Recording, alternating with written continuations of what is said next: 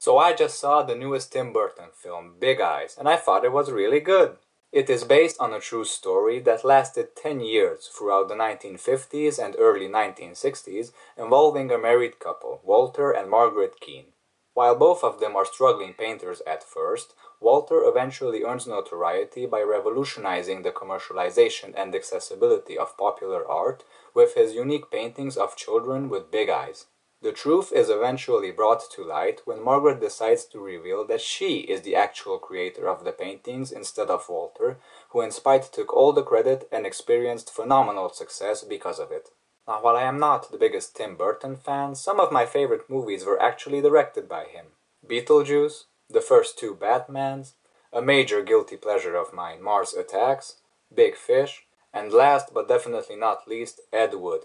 Thank goodness the two writers of that film teamed up again with Tim Burton to make Big Eyes, because in my humble opinion, this is the best film he directed in 20 years. Now, like I said, I might have my guilty pleasures, but basically I can really enjoy his work when it is more grounded and contained. And you can't get more grounded than these two, precisely because of the fact that they are based on actual events.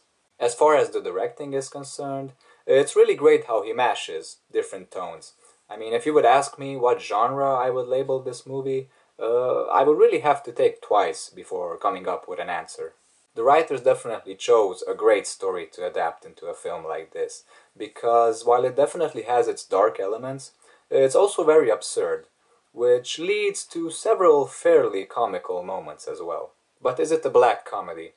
I wouldn't necessarily say so, or at least it's not something I could compare to other types of dark comedy.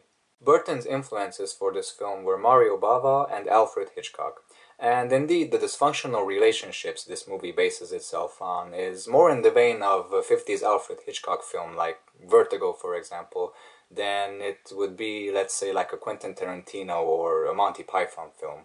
The film's diversity is most strongly conveyed through the character of Walter. Christoph Waltz definitely plays the most layered character I have ever seen him until now. Possibly in the hands of other filmmakers, these characters could have easily been pinpointed into strict categories. He is the antagonist, she is his victim.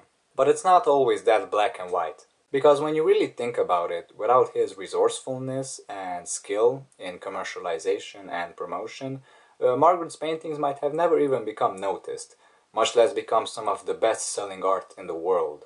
Even though he starts becoming more and more of a brute as the years go by, basically everything he promises her comes true. Like money and a nice house with a swimming pool. This lie they create basically becomes an addiction for both of them. It also goes to show you how opposites definitely attract. Walter is charming, bright, fun, entertaining, eccentric, but also very malevolent, cruel, and ferocious. Margaret, on the other hand, is very shy, calm, observant, quiet, gentle, but also very creative, collaborative, and brave. If there is one bad thing I can say about this film, is that it doesn't really leave anything to the imagination. I mean, even just by reading any one-sentence synopsis about the film, you have the whole story. I'm not saying that there aren't suspenseful moments, because there definitely are, but there's not much that really surprises you story-wise. So that was my review. I recommend it, I really liked it. It's a small movie, it's not a very gigantic production, but the directing, acting, and writing is all masterful, and it really recreates very well that vibe of the 50s and 60s. So I will see you guys soon.